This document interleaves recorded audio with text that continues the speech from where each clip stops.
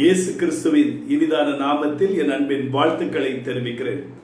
நண்பர்களே, மகிழ்ச்சியா இருக்கிறீர்களா? கிறிஸ்துவுக்குள் மகிழ்ச்சியா இருப்பதான் அது தேவ பலனாய் இருக்கிறது. இந்த உலகத்தில் எந்த நேரத்திலும் எந்த சூழ்நிலையிலும் நாம் மனரம்யமாய் இருக்க கற்றுக்கொள்ள வேண்டும். வாழ்ந்திருக்கவும் தெரியும், எனக்கு தாழ்ந்திருக்கவும் தெரியும் என்று அப்போஸ்தலனாகிய பவுல் சொல்கிறார். நான் நிறைவாய் இருக்கும் பொழுது சந்தோஷமாய் இருந்து குறைவுபடும் பொழுது துக்கப்படுமையானால் அந்த பரிசுத்தாவின் நிறைவை, ரட்சிப்பின் அனுபவத்தை நீங்கள் பெறவில்லை என்று அர்த்தம். எந்த ஒரு மனுஷன் ரட்சிப்பின் அனுபவத்தோடு பரிசுத்த ஆவியின் வல்லமையில் நிறைந்தவர்களாய் யார் யார் இருக்கிறார்கள், எந்த காலத்திலும் எந்த நேரத்திலும் கர்த்தரை நாம் உறுதியாய் சோஸ்தரித்து அவர் மீது நம்பிக்கை இருக்க முடியும். இந்த ஆகஸ்ட் மாதம் 1ஆம் தேதியிலிருந்து பரிசுத்தாவின் நிறைவை குறித்து, அதனுடைய வல்லமைகள், வரங்களை குறித்து நாம் தியானித்து வந்து கொண்டிருக்கிறோம். இந்த நாளிலும் கர்த்தர் நம்மோடு கூட பேசும்படியாக தெரிந்து கொள்ளப்பட்ட வேத வாக்கியம் அப்போஸ்தலர் 19ஆம் அதிகாரம் 11ஆம் வசனத்தை 12ஆம் வசனத்தை உங்களுக்கு வாசித்து சில காரியங்களை கர்த்தர் நம்மோடு கூட வெளிப்படுத்துவார். பவுலின் கைகளினாலே தேவன் விசேஷித்த அற்புதங்களை செய்திருந்தார். பவுலுடைய கைகளினாலே விசேஷித்த அற்புதங்களை தேவன் செய்தார். அவனுடைய சரீரத்திலிருந்து உருமால்களையும் கச்சைகளையும் கொண்டு வந்து வியாதியஸ்தர்கள் மேல் போட்டு வியாதிகள் அவர்களை விட்டு நீங்கி போயின, பொல்லாத ஆவிகளும் அவர்களை விட்டு புறப்பட்டன. எனக்கு அன்பான தேவனுடைய பிள்ளைகளே, எந்த ஒரு மனிதன் பரிசுத்த ஆவியிலே நிரம்பி, அதாவது ஒரு அடுப்புல உலை என்று சொல்வார்கள், அரிசியை கொதிக்க வைக்கும் பொழுது அது குதகதன்னு கொதிக்கும். அப்படி எந்த ஒரு மனிதன் பரிசுத்த ஆவியில் நிறைந்து அவன் ஜெபித்துக் கொண்டு அனலாய் இருக்கிறானோ, அவனுடைய அங்கிகள், தாடிகள் எல்லா பகுதியிலும் இந்த அபிஷேகம் நிரம்பி இருக்கும். ஆகவேதான் இயேசு கிறிஸ்து இந்த உலகத்திலே வாழ்ந்த பொழுது, ஊழியம் செய்த பொழுது, ஒரு கூனியாய் இருந்த ஒரு சகோதரி அந்த கூட்ட நெரிசலிலே இயேசுவின் வஸ்திரத்தின் ஓரத்தையாயிலும் தொட்டால் அற்புதம் நடக்காதா என்று சொல்லி அவள் பெண்மணியாய் இருந்த போதிலும் அவள் அந்த கூட்ட நெரிசலுக்கு நுழைந்து இயேசுவின் பின்பக்கத்தில் ஓடி போய் அந்த வஸ்திரத்தின் தொங்கலை தொடுகிறாள். தொட்ட மாத்திரத்தில் ஆண்டவரிடமிருந்து ஒரு வல்லமை புறப்படுகிறது. உடனே இயேசு திரும்பி பார்த்து, என்னை யார் தொட்டது என்று கேட்கிறார்கள்.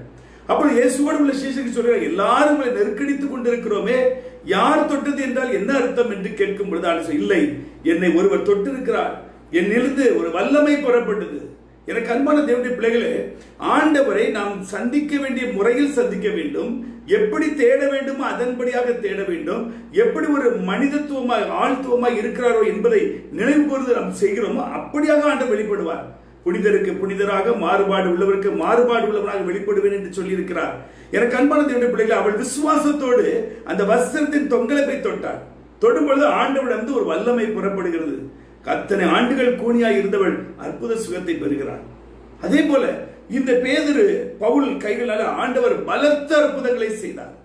இந்த பவுல் கைகளால் தேவன் விசேஷ அவனுடைய சரீரத்திலிருந்து உருமால்களையும் கச்சைகளையும், அதாவது ஒரு கர்ச்சீப் என்றே வைத்துக் கொள்ளுங்களேன், அந்த உருமால்களை கச்சைகளை அந்த வியாதியஸ்தர்கள் மீது வைக்கும்போது அவர்கள் சுகமடைந்தார்கள். பிசாசினால் பாதிக்கப்பட்டிருந்தால் அவர்கள் பிசாசு கட்டிலிருந்து விடுதலையாக்கப்பட்டார்கள். இன்றைக்கும் அது நடைமுறையில் இருக்கிறது. நீங்கள் என்றைக்கு ஒரு மனுஷனுடைய கிரியையும் செய்யாமல் பரிசுத்த ஆவியை நம்பி பரிசுத்த ஆவியில் நிறைந்து நீங்கள் ஜெபித்துக் கொண்டிருக்கிறீர்களோ, நீங்கள் அனலாய் இருப்பீர்கள். உங்கள் மீது ஒருவர் தொடும் பொழுது ஆண்டவருடைய வல்லமை உங்கள் வழியாக அவர்களுக்கு பாய்ந்து அற்புத சுகத்தை கொடுக்கும், விடுதலையை கொடுக்கும். அதாவது இதுக்கு ஒரு சான்றாக மறைந்த மாமனிதர் டிஜே தினகரன் அவர் மரிப்பதற்கு ஒரு 6 மாதத்திற்கு முன்பதாக நான் அப்பொழுது கீழ்பாக்கு வீட்டில் இருந்தேன்.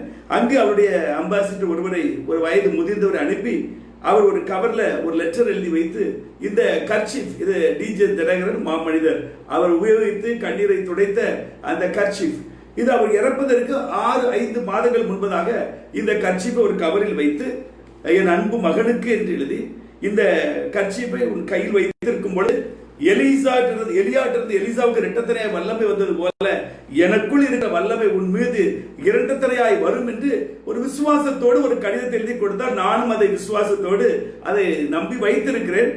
அதன் மூலம் நான் பலத்த அற்புதங்கள் அவர் எப்படி இந்த உலகத்தில் வாழும் பொழுது செய்தாரோ அதை விட கூட ஒரு பங்கு கர்த்தரின் வல்லமையை எடுத்து உபயோகப்படுத்திக் கொண்டிருக்கிறார். மருத்துவரால் கைவிடப்பட்ட 4th ஸ்டேஜ் கேன்சர் சுகமாய் இருக்கிறது. ஏற்கனவே நான் சொல்லியிருக்கிறேன். பலத்த அற்புத அடையாளங்கள், கிரகிக்க முடியாத அற்புத அடையாளங்களை இன்றைக்கும் என் மூலம் செய்து கொண்டிருக்கிறார்.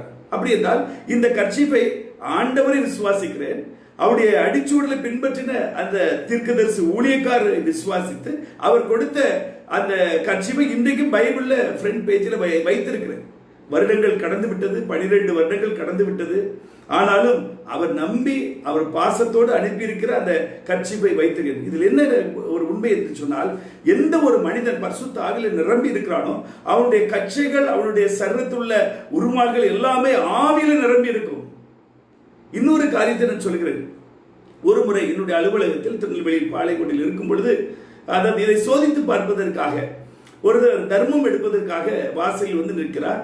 அவர் உத்திராட்ச கொட்டை எல்லாம் போட்டு சாமியார் போல இருக்கிறார். அப்பொழுது நான் ஒரு 5 அடி உள்ள இருக்கிறேன் அந்த கண்ணாடி ரூம்கள். நான் அவரை சோதித்து பார்ப்பேன். நீ உள்ள வந்து வாங்கன்னு சொல்கிறேன். அவர் உள்ள வரமைக்கிறார். வெளியே வந்து கொடுங்க என்று சொல்கிறார். அப்புறம் ரூபாய் நோட்டை எடுத்து காட்டுகிறேன், இது கொடுக்க போறேன், உள்ள வாங்க என்று சொல்லி அந்த தர்மம் எடுக்கிறவர் பணம் ஒரு ரூபாய் நோட்டை காட்டுகிறேன். அவர் உள்ளே ஒரு படி ஏறி வர முடியவில்லை. எனக்கு அன்பான தேவனுடைய பிள்ளைகள், இது அநேக முறைகள் நான் சோதித்து அறிந்திருக்கிறேன். ஆண்டவருடைய அபிஷேகத்தில் வல்லமை நம்மோடு இருக்குமையானால் இந்த உலகத்தில் ஒரு சக்தியை நம்மை மேற்கொள்ள முடியாது. எத்தனை பேர் நமக்கு விரோதமாக எழுப்பலாம், எத்தனை வழக்குகளை போடலாம், எவ்வளவோ இது பண்ணினார்கள். முதலமைச்சரை பேசினார், மறைந்த முதலமைச்சரை பேசினார், மருத்துவமனையில் இடம் நிரம்பி விட்டது என்று சொன்னார் என்று வழக்குகள் மேல் போட்டு இவரை குண்டாசில் தள்ள போகிறோம். ஒருவராலும் தொட முடிந்ததா? எனக்கு அன்பான தேவனுடைய பிள்ளைகளை, கர்த்தர் நம்மோடு கூட இருக்கும் பொழுது, கர்த்தருடைய பட்சம் நம்மோடு இருக்கும் பொழுது நாம் எதற்கும் அஞ்சினோம். ஏன்னா அந்த அனாய்ச்சி நம்மை பாதுகாக்கும். முற்புறத்தில் பிற்புறத்தில் நம்மை சூழ்ந்து கொள்ளும். என்றைக்கு ஒரு மனிதன் பரிசுத்தாவிலே நிரம்பி ஜெபிக்க ஆரம்பித்து பழகிவிட்டானோ அவனுக்குள் இருந்து ஒரு அணு உலையிலிருந்து புறப்படுகிற வல்லமை போல நமக்குள் இருந்து நம்முடைய சரீர வஸ்திரத்தின் மூலமாக அவைகள் ஸ்ப்ரெட் ஆகும். இதை அனுபவித்து பிரசங்கிக்கிறேன். காதினால் கேட்டல்ல, வேதத்தில் படித்தல்ல, கர்த்தருடைய வல்லமையை ருசி பார்த்து அனுபவித்து நான் உங்களோடு கூட பேசிக் கொண்டிருக்கிறேன். அதே போல இப்படி இயேசு நாமத்தை சொல்லி எல்லாரும் செய்யலாம் சொல்லி செய்ய முடியாது. அதையும் நான் பின்னாடி வாசிக்கிறேன். அப்பொழுது தேசாந்திரிகளாய் திரிகிற மந்திரவாதிகளாகிய யூதரில் சில பொல்லாத ஆவிகள் பிடித்தவர்கள் மேல் கர்த்தராகிய இயேசுவின் நாமத்தை சொல்லி துணிந்து பவுல் பிரசங்கிக்கிற இயேசுவின் பேரில் ஆணையிட்டு உங்களுக்கு கட்டளையிடுகிறோம் என்று இந்த அங்குள்ள யூதர்கள் மந்திரவாதிகள் இந்த பவுல் எப்படி செய்கிறாரோ அதே போல பிராக்டிஸ் பண்ணி பார்த்திருக்கிறார். அதெல்லாம் முடியாது. தில்லு முள்ளெல்லாம் ஆண்டவருடைய ஆவியை வைத்து செய்ய முடியாது. இன்னைக்கு ஏதோ ஒரு ஊழியக்காரர் செய்கிறான்னு சொல்லி நாம் செய்ய முடியாது. கர்த்தருடைய வரத்தை, கர்த்தருடைய அபிஷேகத்தை, பரிசுத்தாவின் நிறைவை, வல்லமையை பெற்றுக்கொள்ளாமல் இந்த பெரிய ஒரு வேலையை செய்ய முடியாது. என்ன நடந்தது பாருங்க. பிரதான ஆசாரிய ஸ்கேவா என்னும் ஒரு யூதனுடைய குமாரர் 7 பேர் இப்படி செய்தார்கள். பொல்லாத ஆவி அவர்களை நோக்கி, இயேசுவை அறிவேன், பவுலையும் அறிவேன், நீங்கள் யார் என்று சொல்லி அந்த பொல்லாத ஆவியுடைய மனுஷன் அவர்கள் மேல் பாய்ந்து பலாத்காரம் பண்ணி அவர்களை மேற்கொள்ள அவர்கள் நிர்வாணிகளும் காயப்பட்டவருமாய் அந்த வீட்டை விட்டு ஓடி போனார்கள். எனக்கு அன்பான தேவனுடைய பிள்ளைகளே, மாயவத்தை போல பரிசுத்தாவை உபயோகப்படுத்த முடியாது. இதுக்கு சரியான ஒரு காரணம், ரட்சிப்பு வேண்டும், பாவ மன்னிப்பு நிச்சயம் வேண்டும். அதுக்கு அடுத்த கட்டம் பரிசுத்தாவின் நிறைவை பெற்றிருக்க வேண்டும். அதற்கு அடுத்த கட்டம் அந்நிய பாஷை வரத்தை பெற்றிருக்க வேண்டும், தீர்க்க தரிசன வரத்தை பெற்றிருக்க வேண்டும், கிருபை வரங்களை பெற்றிருக்க வேண்டும். இப்படிலாம் இருக்கும் பொழுதுதான் இந்த வல்லமையை உபயோகப்படுத்த முடியும். யாரோ ஒரு ஊழியர் செய்கிறார், யாரோ ஒருத்தர் செய்கிறார் சொல்லி பிசாசை துரத்த முடியாது. இந்த பிசாசுக்கு எல்லாம் தெரியும். நான் ஏற்கனவே ஒரு முறை சொல்லியிருக்கிறேன். பாளையங்கோட்டை பக்கத்தில் ஒரு கிராமத்திற்கு சென்று நான் ஒரு முக்கியமான ஒரு நபரை சந்திக்க சென்ற பொழுது அவர்கள் பக்கத்து வீட்டு உள்ளவர்கள் வியாதியா இருக்கிறார்கள், ஜெபித்து விட்டு செல்லுங்கள் என்று சொல்லும் பொழுது அவர்கள் நான் சுகவீனமா இருக்கிறேன் என்று சொல்லி நான் தற்செயலாய் உள்ளே சென்றேன். அப்பொழுது நான் உள்ளே போகும்போது அந்த டிரான்ஸ்ஃபார்மர் ஆஃப் பண்ணி இருக்குது. அந்த பிசாசு எனக்கு தெரியாது, லைட் ஆஃப் ஆனது. நான் உள்ளே செல்லவும் அந்த பெண் ஓ என்று கூச்சல் போட்டது.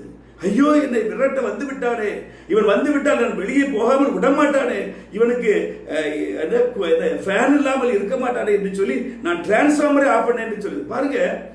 எனக்கு என்ன தேவை, என்னுடைய விருப்பம் என்ன என்பதை இந்த பிசாசு அறிந்திருக்கிறது. அதுக்கு முன்னாடி நம்ம ஏமாற்ற முடியாது. ஒருவேளை நீங்கள் அந்தரங்க பாவங்களில் இருந்தீர்களானால் அதை வெளிப்படையாக்கிவிடும். ஒரு ஊழியர் இப்படித்தான் பிசாசை விரட்டி கொண்டிருந்தார் சாயர்புரத்தில். அப்பொழுது நானும் அவரோடு கூட இருந்தேன். இருக்கும் பொழுது அந்த பிசாசு அலக்கழித்து கீழே விழுந்திருக்கிறது. அப்பொழுது என்ன செய்கிறார், இன்னொரு விசுவாசிக்கு அட்வைஸ் பண்ணுகிறார். நீங்க டிவி பாக்குறீங்க, சினிமா சீரியல் பாக்குறீங்க, அசுத்தமான படங்களை நீங்க பார்க்கிறீர்கள், அதனால ஆண்டவர் இதிலிருந்து வெளியே வர வேண்டும் என்று உங்களுக்கு எச்சரிப்பு கொடுக்கிறார் என்று சொல்லி அவரும் பிசாசினால் பாதிக்கப்பட்டவர். அவர் எழும்பின பிறகு அவருக்கு புத்தி சொல்லுகிறார். இங்கு தரையிலே ஊந்து கொண்டிருக்கிற அந்த பிசாசு பிடித்த மனிதன் சொல்கிறான், தலையை தூக்கி, நீ டிவி பார்க்கலையோ? யார? அந்த பிசாசு ஓட்டுற அந்த ஊழியக்காரர், வேற யாரும் இல்ல, டி ஜெபராஜ் தான், சாயல்புரம். பாருங்க, அது அந்த பிசினஸ் கவுண்டர் கொடுக்குது. இவரே இன்னொருத்தருக்கு ஆலோசனை கொடுக்கிறாரு, டிவி பார்க்காதீங்க, சினிமா பார்க்காதீங்க, அசுத்தமான படங்களை பார்க்காதீங்க என்று சொல்லுகிறார். அதற்கு இந்த பிசாசு கீழே, நீ சினிமா பார்க்கலையோ? அதாவது பிசாசு துரத்துல சாதாரண காரியம் கிடையாது. ஆண்டவருக்கு என்னெல்லாம் செய்ய முடியுமோ அதுல கிட்டத்தட்ட 95% இந்த பிசாசுக்கு வல்லமை உண்டு. அதேதான் இந்த மந்திரவாதிகள் கோலை போட்டார்கள், அது பாம்பாக மாறினது, சர்ப்பமாக மாறினது. ஆனா மோசை போடும் பொழுது அதுவும் சர்ப்பம் மாறுது. இந்த சர்ப்பம் அந்த சர்ப்பத்தை விழுங்கினது. சூப்பர் நேச்சுரல் பவர், நம்ம கூட இருக்கிற பவர்.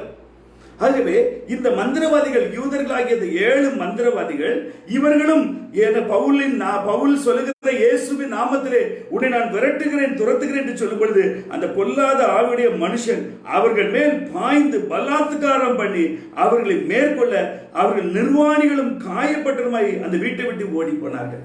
எனக்கு அன்பான தேவனுடைய பிள்ளைகள், ஊழியம் என்பது ஒரு விளையாட்டு அல்ல. பரிசுத்த ஆவி என்பது ஒரு விளையாட்டு அல்ல. 440 வோல்ட்ல கை வைக்கிறது போலதான். 440 வோல்ட்ல கை வைத்த என்னாகும், சாம்பலாகி விடுவான். அது சரியான பாதுகாப்பு உரைகள் இல்லாமல் தொட முடியாது. அதே போல பரிசுத்த ஆவி நிறைவை எந்த ஒரு மனிதன் பெற்றிருக்கிறானோ அவன் அந்த நேரத்தில் அவன் எப்படி இருக்கின்றதை தற்பரிசோதனை பண்ண வேண்டும். திடீரென்று போகிறோம், திடீரென்று பிசாசை துரத்துகிறோம், திடீரென்று வியாதியஸ்தர் மீது கைகளை வைக்கிறோம் என்று அல்ல. அன்றைக்கு ஒரு நாள் நான் துரத்தினேன், 2005 ஒரு நாள் துரத்தினேன், 2010 நான் துரத்தினேன். ஆகவே இன்றைக்கும் என்னோட ஆவியானவர் இருக்கிறார் என்ற ஒரு குருட்டு நம்பிக்கையோடு போய் கை வைத்தால் வஸ்திரங்களை கிழித்து நிர்வாணியாக்கிவிடும். அந்த வினாடியில் நாம் பிசாசை துரத்துவதற்கு நாம் தகுதியாக இருக்கிறோமா? அந்த நேரத்தில் பரிசுத்தாவி நம்மோடு கூட இருக்கிறாரா என்பதை சோதித்து அறிந்து ஒரு விஷயம் நம்மை பலப்படுத்தி விட்டு செய்ய வேண்டும். இதே போல இன்னொரு முறை நான் சொன்னேன், அரசியலுக்காக ஒரு பழைய அமைச்சர் நயனா நாகேந்திரன் அவர்களோடு நான் சென்றிருக்கிறேன் ஆர்கே நகர்ல. அப்படி போன பர்பஸ் வேற. பட் ஒரு வீட்டில் உள்ள சகோதரி சொல்கிறார், என் மகன் வாலிப பையன் முனியினால் கட்டப்பட்டிருக்கிறான், வருமானமே இல்லை என்று கடிதம். அப்பொழுது அவர் சொல்றார், நீங்கள் போய் ஜெபிங்கள் என்று சொல்லி நான் உள்ளே சென்று ஜெபிப்பதற்கு படி ஏறும் பொழுது பிசாசு அலக்கழிக்கு ஓ என்று கத்தி துள்ளுகிறது. எனக்கு அன்பான தேவனுடைய பிள்ளைகளே, எந்த நேரம் நீங்கள் பரிசுத்த ஆவியிலே நிரம்பி வல்லமையா இருந்தீர்களானால் இதற்கு ஒரு பெரிய ஒரு செட்டப் தேவையில்லை. நான் சென்றது ஒரு காரியம், ஆனால் சென்றது ஒரு ஊழியம். ஆண்டவர் அந்த ஆத்மாவை ரட்சித்தார், அந்த பிசாசில் இருந்த மகனுக்கு விடுதலை கொடுத்தார். அவர் அருகில் உள்ள ஒரு ஆலயத்திற்கு நீங்கள் தொடர்ந்து செல்லுங்கள் என்று அவர் அறிவுறுத்தி விட்டு வந்தேன். எனக்கு அன்பான தேவனுடைய பிள்ளைகளே, எந்த ஒரு மனிதன் பரிசுத்த ஆவியிலே நிரம்பி இருக்கிறானோ பிசாசுகள் அலறி ஓடும். நீங்கள் பிசாசை கண்டு பயப்பட தேவையில்லை. நீங்கள் மூவ் பண்ணும் பொழுதே ஆண்டவருடைய மகிமை உங்களோடு கூட வரும்.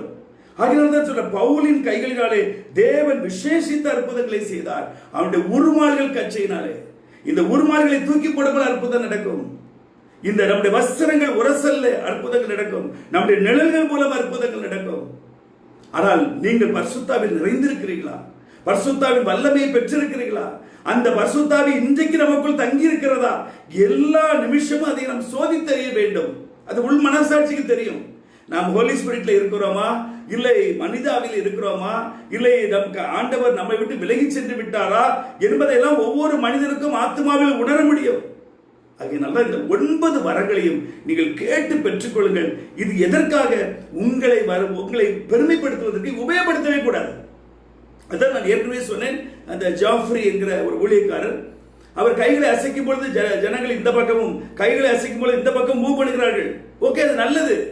ஆனால் அதை நீங்கள் விளம்பரப்படுத்தும் பொழுது உலக மனிதர்கள் அதை கொச்சைப்படுத்தி அதை மீம்ஸ் போட்டு அதை ட்ரோல் பண்ணி அசிங்கப்படுத்தி பரிசுத்தாவினுடைய நாமம், ஆண்டவருடைய நாமம் துக்கப்படுகிற அளவிற்கு செல்கிறது. பிசாசு விரட்டுவதை வீடியோ எடுக்காதீங்க. அதெல்லாம் உங்களை விளம்பரப்படுத்த கடவுள் கொடுக்கவில்லை. அவர்களுடைய ஆத்மாவை ரட்சிப்புகள் நடத்துவதற்கு கர்த்தர் கொடுத்த ஈவு, அது கிருபாவரம். நம்முடைய பரிசுத்தத்தை வைத்து, நம்முடைய ஒரு தியாகத்தை வைத்து அல்ல. தகுதி இல்லாத ஒரு மனிதனுக்கு ஊழியக்காரர் கற்றுக் கொடுக்கிற வல்லமை, வரம், இதை நாம் பெருமையாக உபயோகப்படுத்தினால் அது ஆண்டவருடைய நாமத்திற்கு இழுக்கை கொண்டு வருகிறது. இன்றைக்கு அவரை மீம்ஸ் போட்டு எல்லாரும் அவரை கேவலப்படுது. அவருக்கு கேவலம் அல்ல, அவர் பிரசங்கிக்கிற இயேசுவுக்கு நிந்தை, அவர் உபயோகப்படுத்துகிற பரிசுத்த ஆவியானவருக்கு நிந்தை. எனக்கு அன்பான தேவனுடைய பிள்ளைகளே, இந்த பரிசுத்த ஆவியானவரை நீங்கள் கேட்டு பெற்றுக் கொள்வீர்களா? இது கடைசி காலம். ஊழியக்காரங்களுக்கு மாத்திரம் பரிசுத்த ஆவி கிடையாது. இதை கேட்டுக்கொண்டிருக்கிற அன்பான தேவனுடைய பிள்ளைகளே, இந்த பரிசுத்த ஆவியின் நிறைவேறிகள் வாஞ்சியோடு கேட்டு இப்பொழுது பெற்றுக் கொள்ளுங்கள். நான் நேரில் வர தேவையில்லை. ஆண்டவர் இயேசு உங்கள் அருகில் இருக்கிறார். பரிசுத்த ஆவியை நிரப்புவதற்கு அவர் தயாராக இருக்கிறார். உங்கள் ஆத்மாவை என்கிற அந்த பாண்டத்தை நீங்கள் திறந்து வையுங்கள். ஒருவேளை அந்த பாத்திரத்திலே ஓட்டைகள் இருந்தால் அதை நீங்கள் அடைக்கிறதுக்கு தயார் நிலையில் இருங்கள். ஓட்டைகள் என்று சொன்னால் நமக்குள் இருக்கிற தகாத ஒரு பாவ காரியங்கள். அந்த பாவ காரியங்கள் நம்முடைய சரீரமாகிய மண்பாண்டத்தில் அந்த ஓட்டையாக்கி விடும். அப்பொழுது அபிஷேகம் ஊற்றப்படும் பொழுது கீழோடி போய்விடும். ஆகினால இன்றைக்கு நிறைய திருச்சபைகளை, நிறைய ஆவிக்குரிய சபைக்கு போற பெண்கள் அங்கு ஆவியில நிரம்பி குதிப்பார்கள், அந்நிய பாஷைகளை துதிப்பார்கள். ஆனால் வீட்டுக்கு வந்த பிறகு கணவரோடு சண்டை போடுவார்கள். ஏனென்றால் அவங்க அடைக்கப்படாத ஓட்டை பாத்திரம். ஆகவே அந்த நேரத்தில் நிரப்பப்படுகிறது உண்மை. அந்த நேரத்தில் அபிஷேகத்தில் அவர்கள் துள்ளுவது குதிப்பது உண்மை. ஆனால் ஆலயத்தை விட்டு வெளியே வரும் முன்பதாக அந்த அபிஷேகம் கீழே சென்று விடுகிறது. காலி பாத்திரமாக போகிறார்கள் ஆலயத்திற்கு, காலி பாத்திரமாக திரும்ப வீட்டுக்கு வருகிறார்கள். எனவே வீட்டிற்குள் வரும் பொழுது கணவரோடு சண்டை. எனக்கு அன்பான தேவனுடைய பிள்ளைகளே, நீங்கள் எப்பொழுதும் பரிசுத்த ஆவியானவரை தக்க வைத்துக் கொள்ள வேண்டும். அதான் 3 காரியத்தை வேதம் சொல்கிறது. பரிசுத்த ஆவியை விசனப்படுத்தாதிருங்கள், பரிசுத்த ஆவியை துக்கப்படுத்தாதிருங்கள், பரிசுத்த ஆவியை அவித்து போடாதிருங்கள். ஒரு மனிதனுக்கு கர்த்தர் கொடுக்கிற ஒரு பெரிய கிஃப்ட், விலையேறப்பட்ட கிஃப்ட். அதற்கு மிஞ்சி இந்த உலகத்தில் ஒரு ஆசீர்வாதம் கிடையாது. பரிசுத்த ஆவியின் வரங்களை நீங்கள் பெற்றுக்கொண்டால் அதற்கு நிகர் இந்த உலகத்தில் எந்த ஒரு ஆசீர்வாதமும் பக்கத்தில் வர முடியாது. ஆனால் அதை நாம் தக்க வைத்துக் கொள்ள வேண்டும். அதை நமக்கு கடைசி வரைக்கும் அதை நமக்காக வைத்துக் கொள்ள வேண்டும். இது எதற்காக கர்த்தர் கொடுக்கிறார்?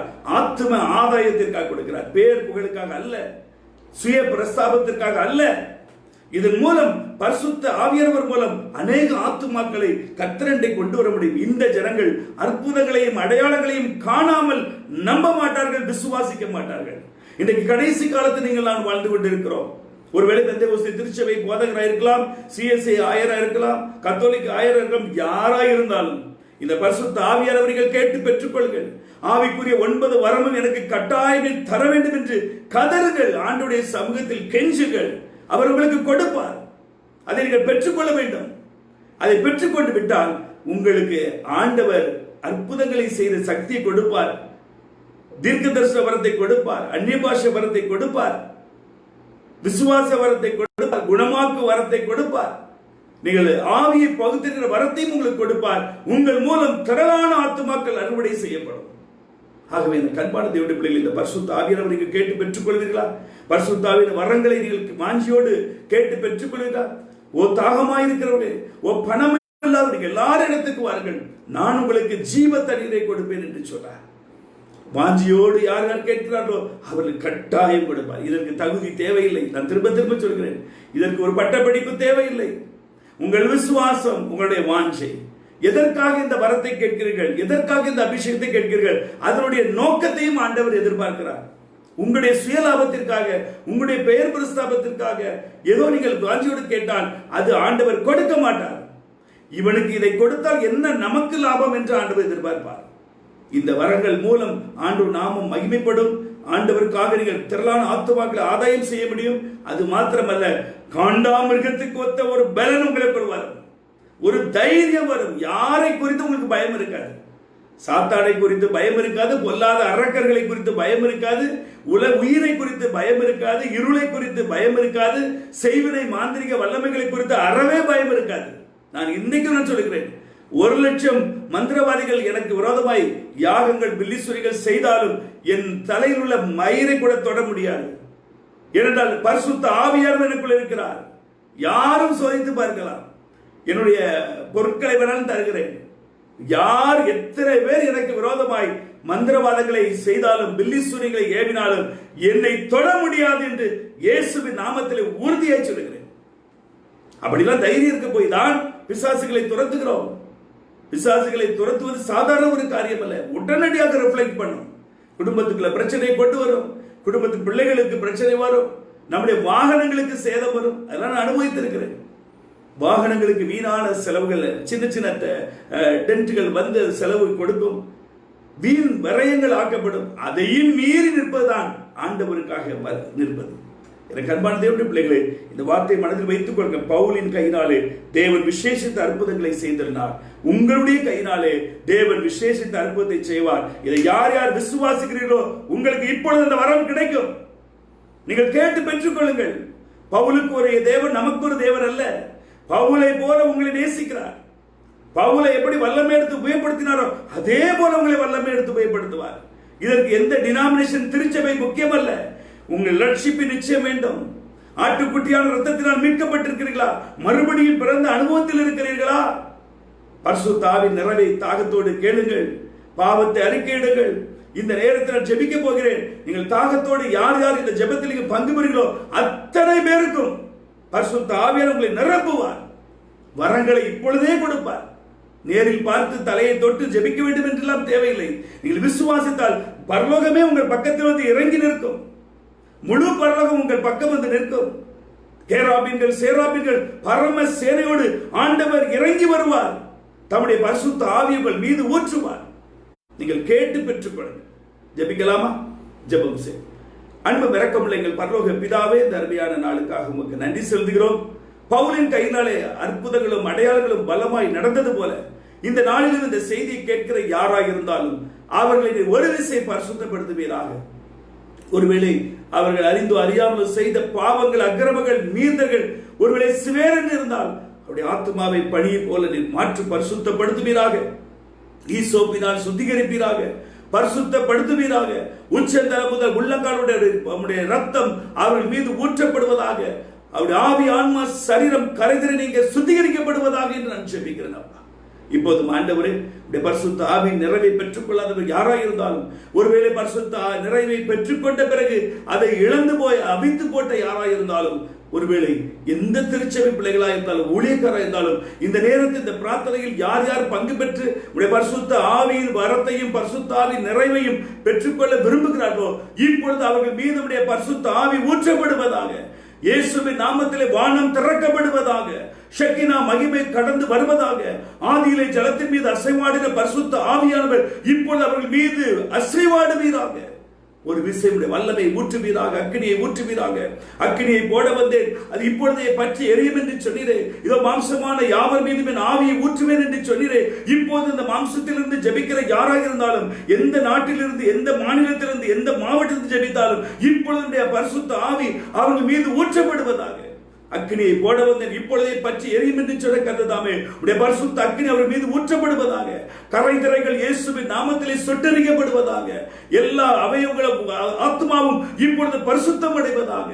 பற்பல பாஷைகள் அவருடைய நாவுகள் பேசும்படியாய் அக்கினிமயமான நாவு இயேசுவின் நாமத்திலே அவருடைய ஒரு வாயில் வந்து அமரும்படியாக நான் கட்டளையிடுகிறேன். வாயை திறந்து ஆண்டவரை சோஸ்தரித்துக் கொண்டே இருங்கள். விசுவாசத்தோடு கேளுங்கள். உள் மனதிலே ஆண்டவரை நிரப்பும் நிரப்பும் நிரப்பும் என்று சொல்லி அவனோடு கேளுங்கள். பக்கத்தில் உள்ளவர்களை மறந்து விடுங்கள். ஆவியானவரே, இன்றைக்கு இந்த அபிஷேகம் எனக்கு வேண்டும், இந்த வரம் எனக்கு வேண்டும். இன்றைக்கு நீர் தரவில்லை என்றால் என்னை உயிரை எடுத்துக்கொள்ளும் என்று தைரியமாய் சொல்லுங்கள். ஆண்டவரை, ஒன்று நான் வரங்களோடு வல்லமையோடு பரிசுத்தமாய் வாழ வேண்டும், இல்லை என்ற அந்த வாழ்க்கை எனக்கு வேண்டாம் என்று தைரியமாய் நீங்கள் சொல்லுங்கள். ஆண்டவரை, இன்றைக்கு இப்பொழுது என்னை நிரப்பும் என்று சொல்லி கேளுங்க. வாயை திறந்து கேளுங்க. வாயை விரிவாய் திற, அதை நான் நிரப்புவேன் என்று ஆவியானவர் சொல்லுகிறார். உன் வாயை விரிவாய் திறந்தால் இப்பொழுது பரிசுத்த ஆவியின் நன்மை உங்கள் மீது வந்து ஊற்றப்படுகிறது.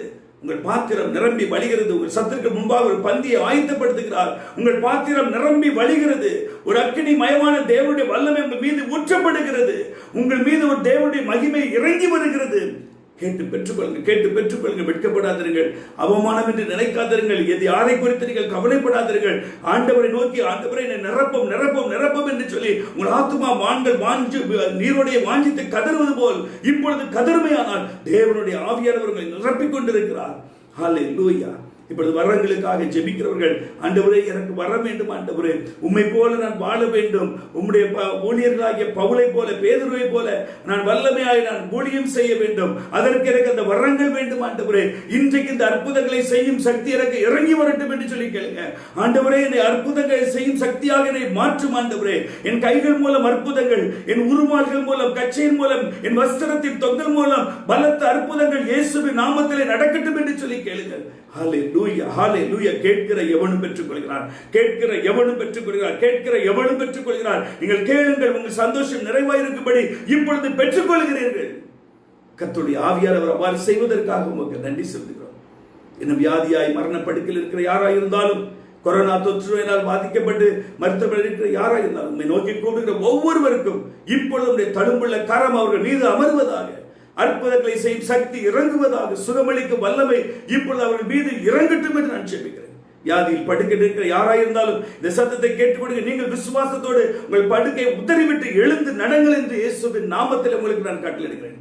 கர்த்தருடைய கரம் அற்புதத்தை செய்து கொண்டிருக்கிறது. கடன் பிரச்சனை, வறுமையில் கலங்கி தவிக்கிற ஒவ்வொருவருக்கும் ஆண்டவர் இயேசு இன்றைக்கு ஒரு அற்புதத்தை செய்ய அவரோடு இருக்கிறார். உங்கள் கண்ணீருக்கு ஒரு முற்றுப்புள்ளி அவர் வைக்க விரும்புகிறார். உங்கள் துக்கத்தை சந்தோஷமாக மாற்ற அவர் விரும்புகிறார். நீங்கள் வாங்கி திறந்து உங்கள் பாவங்களை அறிக்கை செய்த, ஆண்டவரே என்னை விடுவியும், என்னை விடுவியும் ஆண்டவரே, இந்த தரித்திரம் எனக்கு வேண்டாம், இந்த வறுமை எனக்கு வேண்டாம், இந்த நிந்தை எனக்கு வேண்டாம், இந்த துக்கம் எனக்கு வேண்டாம், இந்த ஒரு விஷயம் எனக்கு இறங்கும் என்று சொல்லி அவளோடு நீங்கள் கேட்பீர்களா? இப்பொழுது ஆண்டவருடைய கரம் உங்களை தொட்டு ஆசீர்வதித்துக் கொண்டிருக்கிறது. உங்களுடைய துக்கத்தை அவர் சந்தோஷமாக மாற்றிக் கொண்டிருக்கிறார். நீங்கள் தேவனுடைய சாயலாய் இப்பொழுது மாறுகிறீர்கள். பரிசுத்த ஆவியானவர் உங்களை நிரப்பிக் கொண்டிருக்கிறார்.